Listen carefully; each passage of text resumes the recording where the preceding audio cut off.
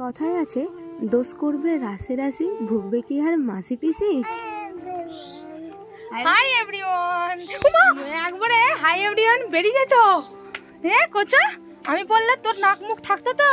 সকালবেলায় ঘুম থেকে উঠে দেখি বৃষ্টি হচ্ছে, তো মনটা একটু ভালোই খুশি খুশি লাগছিল। কিন্তু সেই খুশিটা বেশিক্ষণের জন্য স্থায়ী ছিল না, কারণ বৃষ্টির জন্য কিছু কাজই করতে পারছিলাম না। একটু বৃষ্টি থামতেই পাশের পাড়াকে যাব এই ভাইয়ের জন্য দুধ আনতে। ভাত মুড়ি খাই কিন্তু অল্প অল্প, দুধটা থাকলে মুড়িটা খেতে চাই। তার জন্যই বৃষ্টিতে ভিজে ভিজে হলেও দুধটা আনতে যেতেই হতো। 2 সপ্তাহ আগে এই দিনে অর্থাৎ শুক্রবারেই নিম্নচাপ শুরু হয়েছিল। তারপর সোমবার বন্যা এসে হাজির।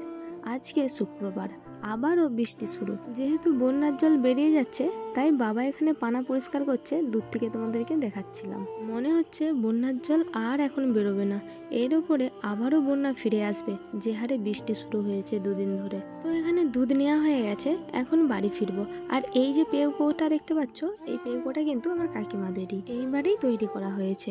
আমাদের এই এরিয়াটাই এই টাইপের পেউকোগুলো খুব একটা দেখা যায় না। বেশিরভাগ সাধারণ পরিবারে এই একুঠা ডোঙাগুলোই দেখা যায়, কারণ সকলেই নিজেদের সামর্থ্য অনুযায়ী একটা একুঠা ডোঙা তৈরি করতে পারে। এই ডোঙাগুলো তৈরি হয় তাল গাছের গোড়ার দিকের অংশটা দিয়ে। তবে এইটুকু নদী পেরিয়ে গেলেই কেদুর মাঠের ওই সাইডে কিন্তু এই টাইপের নৌকা অনেক দেখা যায়। প্রত্যেকটা বাড়ি বাড়ি হয়তো এই টাইপেরই নৌকা বেশি। যাই হোক, দুপুরের মধ্যাহ্নভোজন করে আবারও বেরিয়েছি বৃষ্টি মাথায় করে পড়াতে। বৃষ্টিটা আরো বেশি বেশি হচ্ছিল। আমরা বেরোনোর সময় অল্প হলো, একটু যাওয়ার পরে আবারও প্রবল জোরে বৃষ্টি এসেছে, তাই গাছের ছাওয়ায় এখন দাঁড়িয়েছিলাম। তারপরে মাঠের রাস্তার কাদা হয়ে যাওয়া পথ উদ্ধার করে পৌঁছে গেলাম স্টুডেন্টের বাড়িতে। ভালো জলে ঘেটেছিলে নাকি? জলে নামনি তো? এই যে আমি এসছি, তুমি খুশি?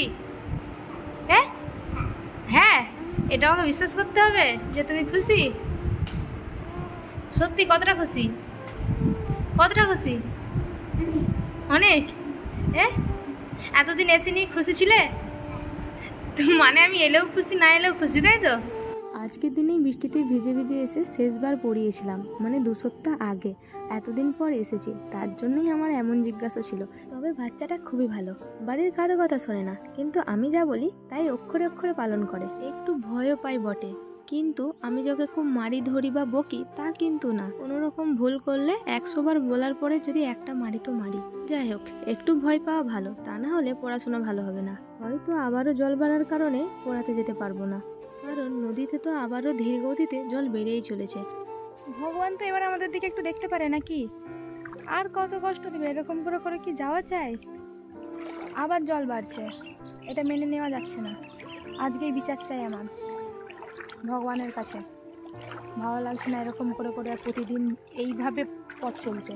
তার সাথে সাথে কলেজ যেতে পারিনি, পুরো 2 সপ্তাহ হয়ে গেল। কেমন যেন করে একটা বলছিলাম, নিজের মুখটা দেখে নিজেরই হাসি লাগছে। যাই হোক, আমাদের নিজেদের কারণেই আমরা নিজেরা শাস্তি পাচ্ছি। প্রকৃতির ওপর এইভাবে অত্যাচার করলে সেই আর কত সহ্য করবে? তাই আমাদের ভুলের মাসুল আমাদেরকেই গুনতে হবে।